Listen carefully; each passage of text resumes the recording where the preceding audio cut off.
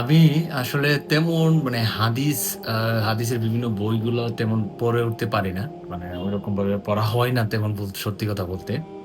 তো আমার কাছে আমার এক ছোট ভাই মানে কয়েকটা হাদিসের বই দিছিল। তো দীর্ঘদিন যাবত ওই হাদিসের বইগুলো আমার সাথে ছিল। তো এক সময় আস্তে আস্তে ইন্টারেস্ট জাগে বই, যেহেতু আমার এখানে অনেকগুলো বই দেখা যাইতেছে, দেখেন যদিও ব্লাড দেখা যাইতেছে। তো এখানে অনেকগুলো বইয়ের মাঝে কতগুলো হাদিসের বই আছে।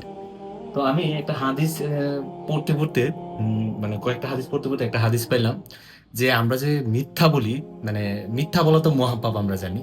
তো একটা জায়গায় আমি পড়ে গিয়ে একটু খটকা লাগলো যে এখানে বলা আছে তিনটা জায়গায় মানুষ মিথ্যা কথা বলতে পারবে। এক, নাম্বার ওয়ান, সে হচ্ছে তার স্ত্রীর কাছে সাময়িক, অনেক বলছে সাময়িক, কিন্তু এখানে আমি ব্যাখ্যা আমি জানি না ঠিক, এখানে বলা আছে যে স্ত্রীর কাছে নিজের ফ্যামিলির সুখের জন্য মিথ্যা কথা বলা যায়, এবং দুই, যুদ্ধক্ষেত্রে মিথ্যা কথা বলা যায় নিজের যান বাঁচানো, যেটা অনেকে বলে যে যান বাঁচানো ফরজ। আমি জানি না এটা সুনির্দিষ্ট হাদিস আছে কিনা, কিন্তু এটার ক্ষেত্রে বলা যায় জায়েজ আছে।